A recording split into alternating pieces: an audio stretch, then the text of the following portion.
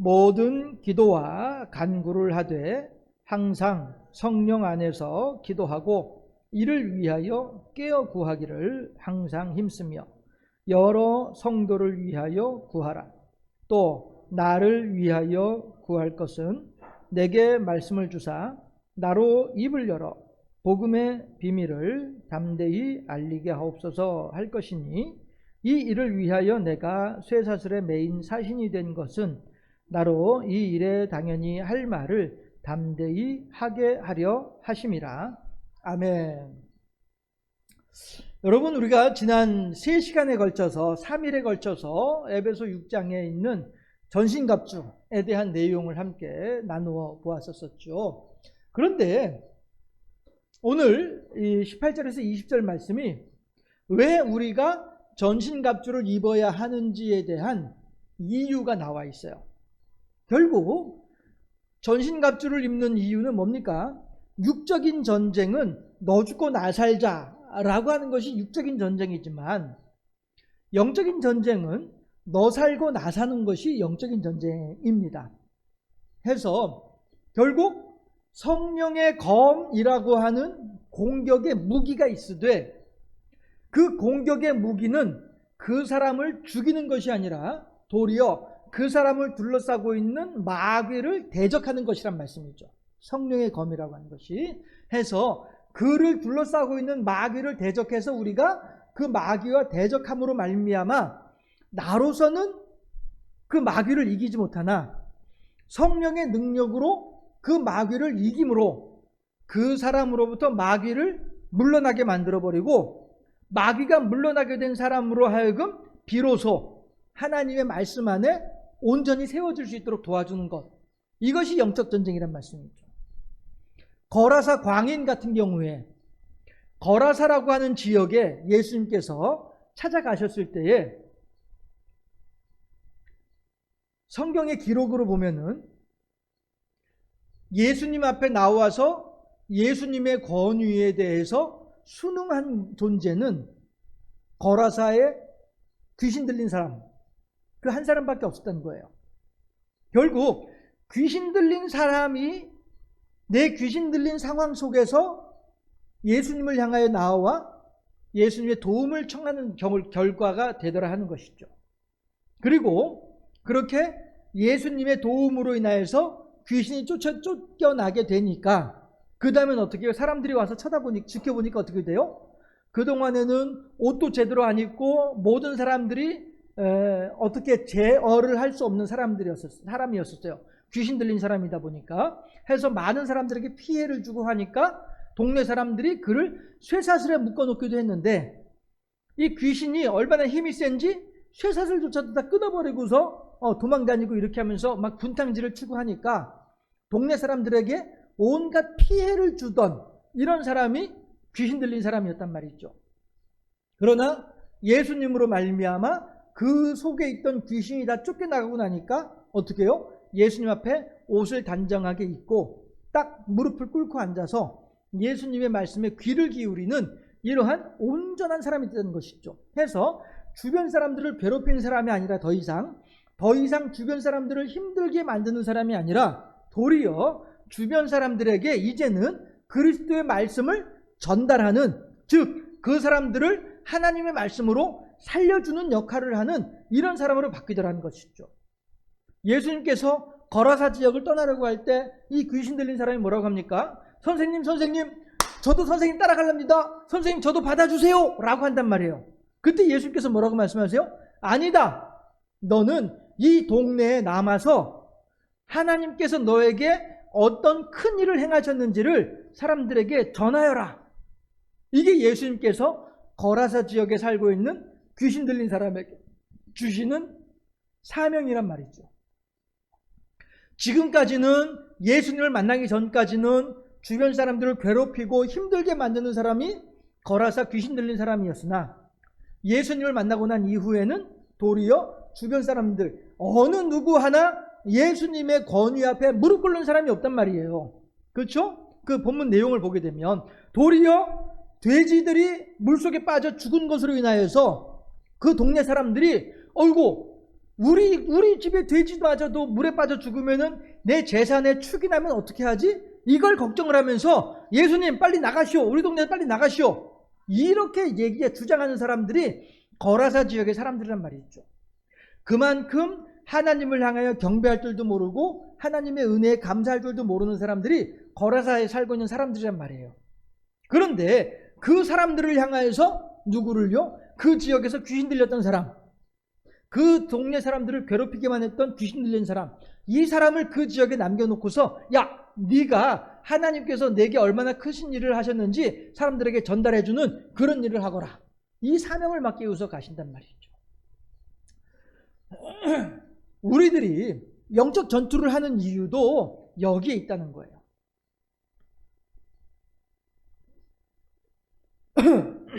해서 우리들의 영적 전투로 말미암아 옆에 있는 사람들과 나와의 관계가 내가 그 사람을 괴롭히는 거라사 귀신 들린 사람 같은 역할을 할 것이 아니라 내가 그 사람에게 하나님의 말씀을 전달해 줌으로 말미암아 그 사람이 그에게 붙어있던 귀신으로부터 자유함을 누리는, 그렇게 해서 내가 그 사람을 살려내면 그 사람은 또 옆에 있는 사람을 살려내는 이러한 선순환의 구조 속에 우리들을 세우고자 해서 우리에게 영적 전투를 하라고 말씀하신 분이 하나님이시다라고 하는 사실이죠. 우리들로 하여금 일찌감치부터 예수 믿게 하신 이유는 거기에 있다는 거예요. 예수 믿는 자로서 행복하게 살면 좋지요. 예수 믿는 자로서 은혜롭게 살면 얼마나 좋겠습니까? 이런 거죠. 삼성전자에 그래도 어쨌든 우리나라에서 제일 부자라고 하는 사람이 삼성전자 집안이니까 삼성전자의 아들로 태어나는 거하고 일반 노동자의 아들로 태어나는 거하고 같은 동갑내기임에도 불구하고 속으로 들어가보면 어떨지 몰라도 아무튼 겉으로 볼 때에 누가 더 잘 살겠습니까? 삼성전자의 아들로 태어난 사람하고 일반 노동자의 서민의 아들로 태어난 사람하고 누가 더 행복하고 누가 더 평안하게 지낼 수 있겠냐 하는 거예요. 물론 다시 말씀드려요. 그 안으로 파고 들어가면 또 다른 이야기들이 있을 수 있겠지만 객관적으로 보았을 때 그냥 겉으로 보이는 모습으로 봤을 때 누가 더 행복하겠냐 하는 거예요. 그래도 없이 사는 것보다는 이시 사는 게 더 낫지 않겠어요? 그렇지 않겠어요? 이런 것처럼 우리가 하나님을 믿는다라고 할 때에도 마찬가지로 하나님과의 관계에 있어서도 똑같이 한 세상을 살아가고 있는 갑돌이하고 갑순이지만 하나님을 믿으면서 살아가는 갑순이하고 하나님을 믿지 않고 살아가는 갑돌이하고 누가 더 행복하고 누가 더 평안하겠냐라고 하는 사실이죠. 방금 전에 제가 뭘 먹고 올라왔더니 계속 이제 입에서 그냥 왔다 갔다 하면서 하는데 어쨌든 간에 중요한 것은 이씨 사는 사람하고 없이 사는 사람하고의 차이점을 우리가 생각해 보자는 거예요. 그랬을 때에도 우리들이 그 사람이나 나나 똑같이 이 세상을 살아가고 있지만은 그 사람은 하나님 없이 사는 사람들이고 우리들은 하나님 이씨 살아가는 사람들이란 말이에요. 그러면은 객관적으로 보았을 때 그 사람들보다는 우리가 더 행복한 것이 당연하다는 거죠. 마땅하다는 것이죠. 하나님은 그렇게 우리들을 이미 불러주셨어요. 그래서 우리들로 하여금 그에 적합하게 생활하라라고 우리들에게 요구하고 계시는 거죠. 아니 하나님 대체 하나님 뭔데 나한테 그런 걸 요구하시는 거요? 하나님 당연히 우리한테 요구할 수 있죠. 하나님은 우리들을 창조해 주신 분이고요. 하나님은 우리들을 위해서 당신의 아들을 희생시키신 분이 하나님이시기 때문에 그리고 우리들에게 결국 좋은 것으로 베풀어 주고자 하시는 분이 하나님이시기 때문에 당연히 우리들한테 그런 정도를 요구하실 수 있는 분이 하나님이시죠. 그렇게 해서 결국 우리들로 하여금 평안하고 우리들로 하여금 행복하게 어디에서요? 천국에서. 이거를 위해서 우리들에게 요구하시는 거기 때문에 그건 우리들이 그런 걸 나한테 왜 요구하세요? 라고 얘기할 수는 없다라고 하는 것이죠. 만약에 우리들로 하여금 어떤 멸망의 길로, 우리들로 하여금 어떤 실패의 길로, 우리들로 하여금 어떤 불행의 길로 인도하기 위해서 우리들에게 그걸 요구한다면은 그건 당연히 우리가 거절할 수 있겠으나, 그러나 우리들에게 하나님께서 원하시는 부분은 결국 우리들의 행복을 위해서 하나님은 우리들한테 그것을 요구하신다는 거죠. 학교 선생님이 학교 그만두겠다고 하는 애들한테 야, 너 자퇴하면 안 돼. 너 학교 다 그만두면 안 돼. 너 계속 학교 다녀야 돼. 어쨌든 졸업장은 따야 돼. 라고 말을 하는 이유가 왜 그러냐 하는 거예요. 아, 선생님, 나 진짜 학교 다니기 싫다니까. 왜 자꾸 나한테 학교 다니라고 하는 거예요? 왜 나한테 졸업장 따라고 하는 거예요? 나 정말 싫다니까요. 라고 하지만 그럼에도 불구하고 선생님이 아니야, 넌 그래도 학교 다녀야 돼. 너 학교 다니기 힘들더라도 학교를 다녀야 돼. 라고 하는 이유가 뭡니까? 그 학생을 불행하게 만들기 위해서 학교에 그래도 다녀야 된다고 얘기를 하는 건가요? 아니란 말이에요. 도리어 그렇게 하는 것이 그 학생에게는 유익이 되기 때문에 그 학생으로 하여금 그렇게 하라라고 자꾸 이야기하는 것이죠. 부모로서 자녀에게 초다를 참아 못하면 아이를 망친다니까요. 아이가 회초리를 맞을 때 아파하고 힘들어하고 우는 모습을 쳐다보기는 힘들죠. 부모 입장에서 힘들죠. 그럼에도 불구하고 아이에게 회초리를 가할 수밖에 없는 이유는 그렇게 해야 그 아이가 제대로 성장할 수 있기 때문이란 것이죠. 하나님이 우리들에게 말씀하시는 것은, 우리들에게 요구하시는 것은 그것이에요. 야! 좀 봐! 좀 알아! 좀 느껴봐! 이걸 우리들에게 요구하신다는 말씀이죠. 왜? 그렇게 해야 우리가 진정한 행복 가운데 거할 수 있으니까요. 그렇게 해야 우리들이 믿음의 투구를 쓰고 성령의 검을 가지고 의의 방패를 들고 이렇게 악한 영들과 싸울 수 있기 때문이다 라고 하는 거예요. 평안의 복음이 예비한 신발을 신고 진리의 허리띠를 띠고 우리들이 이렇게 할 수 있다는 말씀이죠. 싸울 수 있다는 것이죠. 해서 우리들로 하여금 이러한 영적 전투에 나아가라 라고 요구하시는 이유가 뭐냐 하면, 우선 네가 가지고 있는 것이 얼마나 풍족한지, 풍부한지, 풍성한지를 먼저 알고, 이것에 대해서 너 혼자만 좋아하고 너 혼자만 만족하고 너 혼자만 즐거워할 것이 아니라 이것을 가지고 많은 옆에 있는 사람들에도 도와주어라 이거죠. 너의 가지고 있는 성령의 검으로 그를 둘러싸고 있는 악한 영들을 대적해서 그들을 쫓아냄으로 말미암아 너의 행복한 만큼 너의 옆에 있는 사람도 행복하게 만들어 주어라. 이것이 하나님께서 우리들에게 오늘 맡기시는 사명이다라고 하는 거예요. 자, 18절을 보게 되면요, 모든 기도와 간구를 하되 항상 성령 안에서 기도하고 이를 위해서 구하기를 항상 힘쓰며 여러 성도를 위하여 구하라, 기도하라, 이렇게 말씀을 하시는데, 이것이 14절부터 17절까지 영적 전투를 위한 갑옷을 입힌 다음에 해야 하는 일이 이거란 말이에요. 우리들이 영적 전투를 위해서 갑옷을 입고 난 뒤에 싸워야죠. 싸우는 게 뭐예요? 중보기도라는 거죠. 그들을 위해서 영적 전투하는 이유가 싸우는 싸움의 형태가 중보기도라고 하는 거예요. 다시 말씀드리지만 사람과 사람의 싸움은 너 죽고 나 사는 거예요. 너의 자존심을 꺾어내고 내 자존심이 세워져야만 되는 거예요. 너의 뜻은 내가 굽히고 내 뜻을 관철시키는 것, 이게 사람과 사람의 싸움이에요.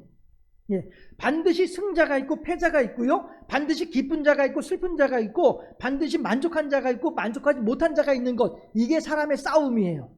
그러나 영적인 전투는 나도 행복하고 그 사람도 행복해지는 것. 왜? 영적 전투는 하나님의 이름으로 성령의 검으로 싸우는 싸움이기 때문에 그 사람에게 둘러싸고 있는 귀신, 그래서 하나님의 사랑을 깨닫지 못하도록 만들고 있는 어리석음과 무지함의 귀신, 이 귀신을 향하여서 싸우는 것이기 때문에 우리가 그 사람을 둘러싸고 있는 어두움과 무지의 귀신을 쫓아내고 나면은 그 사람은 비로소 영적인 눈을 뜨면서 하나님을 바라보게 되고 불말과 불병거를 바라볼 수 있게 되기 때문이란 말씀이에요. 그러면 엘리야는 불말과 불병거를 바라보고 있으니까 평안하고 만족하지만 게하시는 불말과 불병거를 못 보고 눈앞에 아랑군대만 바라보고 있으니까 평안하지 못한 거란 말이죠. 둘이 같이 나란히 서 있으면서도 불구하고 한 사람은 평안한데 한 사람은 불안해요. 영적인 전투는 그때에 나의 행복함이, 나의 평안함이 옆에 있는 게하시에게도 전달될 수 있도록 하는 것, 이게 영적인 전투란 말이죠.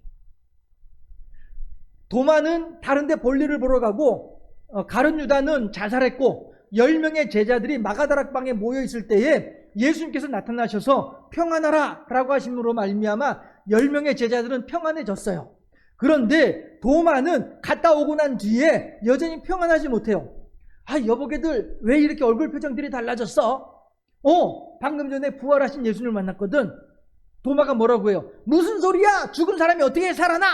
나는 만약에 정말로 예수님이 살아났다고 한다면 예수님의 손가락에 못자국에 내 손가락을 넣어보고 예수님의 옆구리 창자국에 내 손을 넣어보고 그리고 나서야 비로소 내가 예수님이 살아났다는 걸 믿을 수 있겠어. 얘 죽은 사람이 어떻게 살아났다고 그러는 거야? 라고 하면서 10명의 제자들은 평안함에도 불구하고 도마는 평안하지 못하고 있었단 말씀이에요.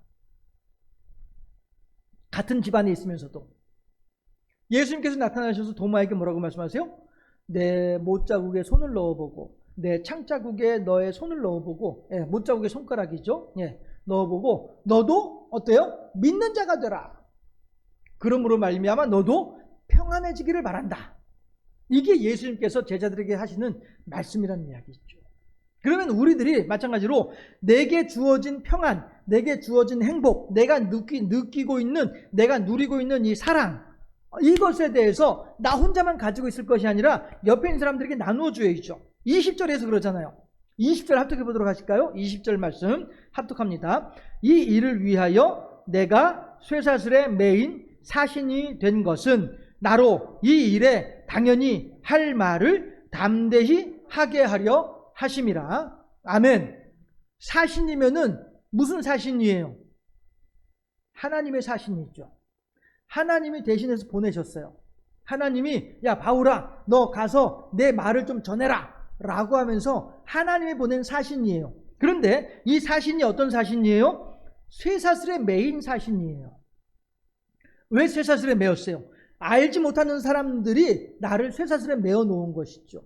하나님이 나를 보내셨다라고 하는 사실을 알지 못하다 보니 그들은 나를 쇠사슬에 묶어 놓은 거란 말이에요. 이러니 바울이 하는 말이 지금 정확하게 자기의 사명, 자기의 환경과 형편을 정확하게 알고서 이렇게 말을 하는 거예요. 나는 지금 하나님의 말씀으로 이 사람들에게 평화의 복음을 전하려고, 평안의 복음을 전하기 위해서 이 사람들에게 찾아왔으나 그럼에도 불구하고 이 사람들은 지금 현재 내가 전달하는 평안의 복음을 제대로 받아들이지 않고 있어. 그러다 보니 내가 쇠사슬에 매이게 된 거야. 그런데요, 그럼에도 불구하고,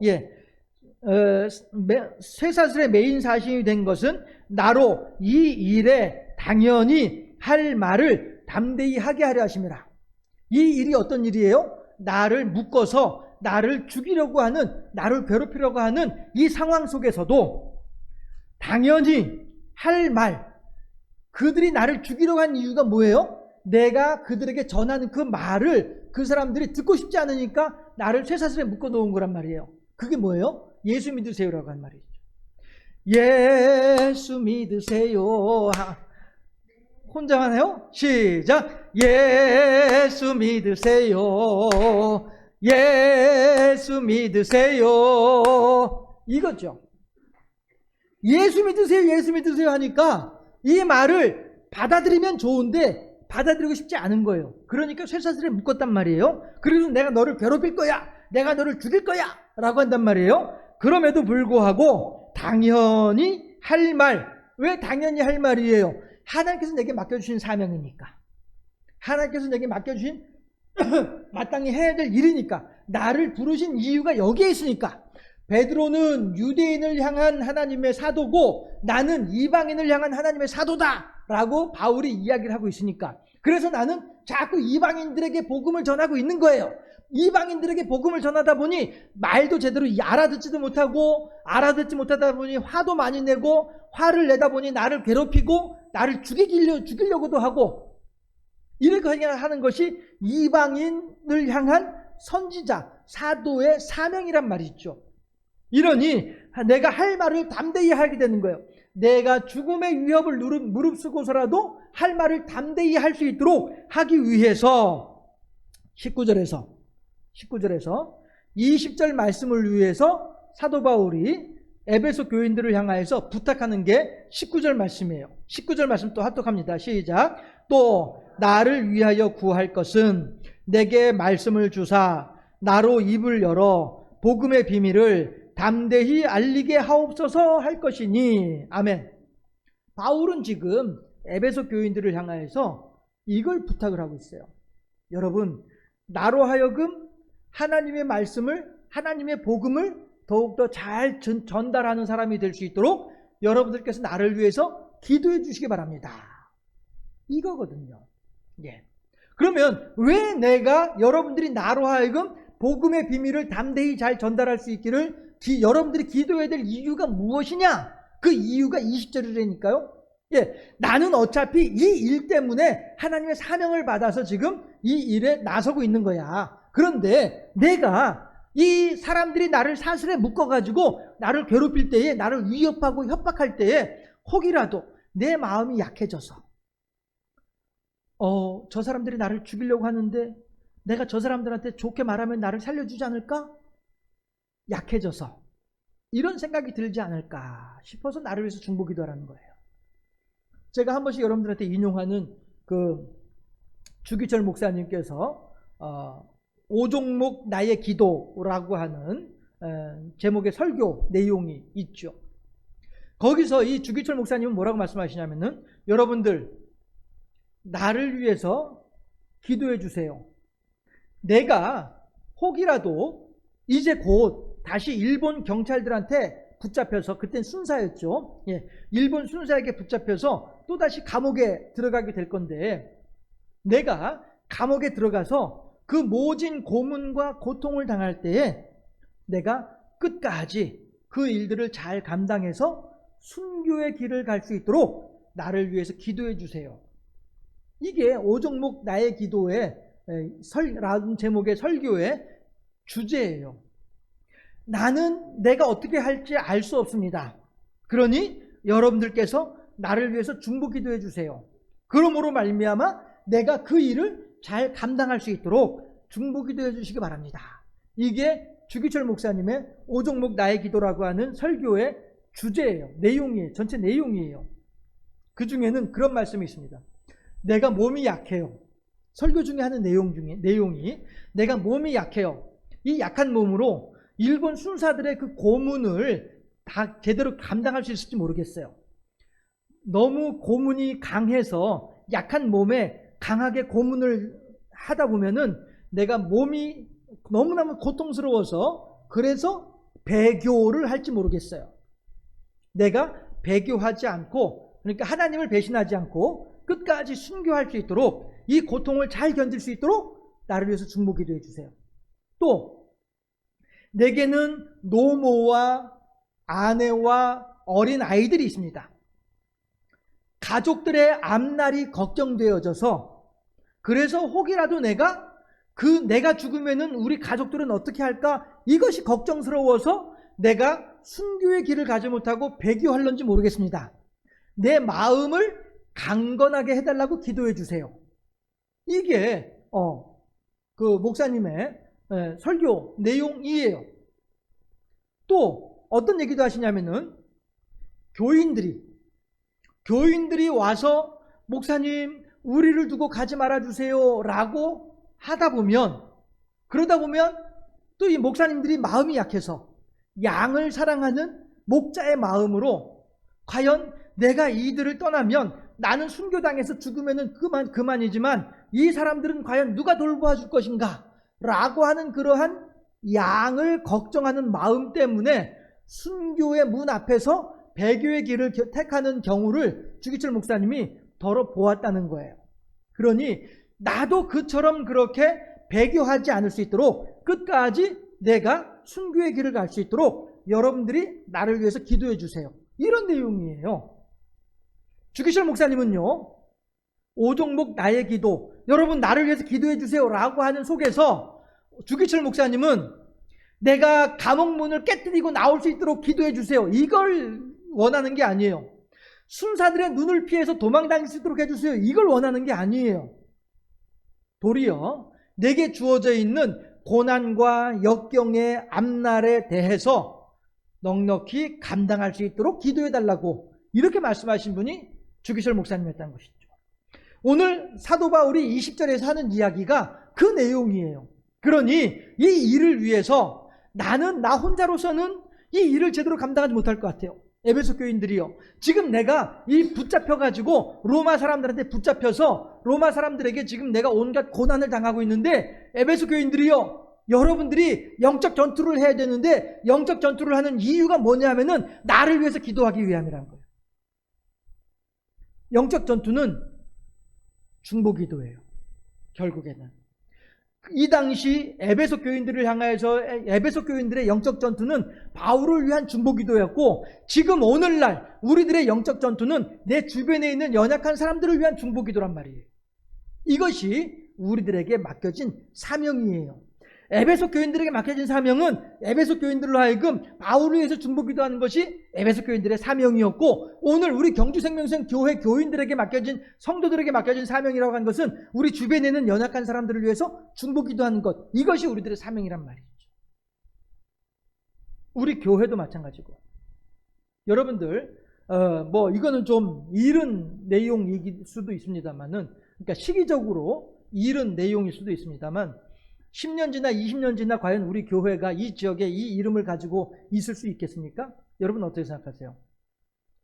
아니, 20년? 30년으로 합시다. 30년 지나서, 30년 지나서, 그때 되면 저도 은퇴하겠네. 30년 전에 저도 은퇴하겠네요. 과연 제가 은퇴한 이후에도 이 지역에 이 교회가 이 이름으로 가지고 이 교회가 여전히 건재하고 있을까요?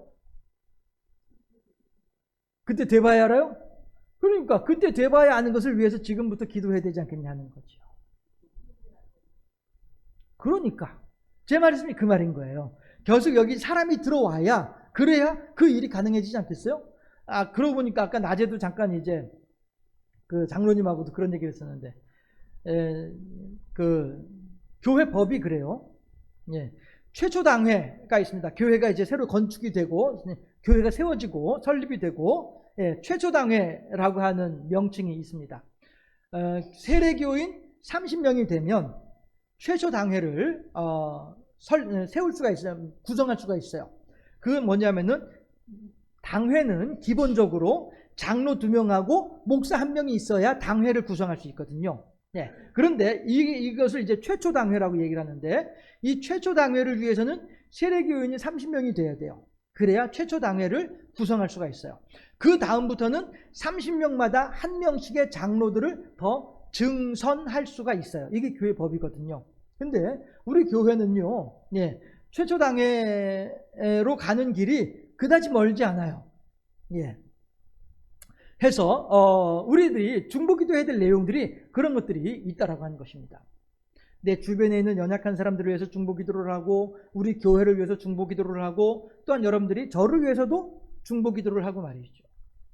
사실 여러분들이 어떻게 들으실는지 모르겠습니다만, 과연 여러분들은 얼마만큼이나 저를 위해서 기도하고 계실지, 물론 열심히 기도하는 분들도 많이 계실 것으로 생각하고 예상하지만, 과연 또 한편으로는 얼마나 여러분들이 이 목사라고 하는 사람을 마음에 두고 얼마만큼이나 이 목사를 위해서 중보기도하고 있을지, 얼마만큼이나 이 목사의 사정과 형편에 대해서 마음을 쓰면서, 하나님, 이 목사가 그 상황 속에서도 굴하지 않게 해주시고 더욱더 강건하고 더욱더 담대하게 하나님의 말씀을 전하는 사람이 될 수 있도록 해주시옵소서.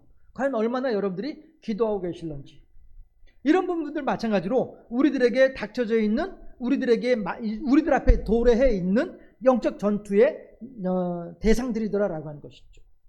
다시 말씀드리지만, 영적 전투는 너 죽고 나 살자가 아니라 너 살고 나 사는 것이 영적 전투란 말씀이죠. 바울은 지금 그것을 위해서 결국 에베소 교인들이여 로마에 붙잡혀 있는 나를 위해서 중보기도해 주시오, 이것을 위해서 영적 전투를 설명하고 있었더라라고 하는 것이죠.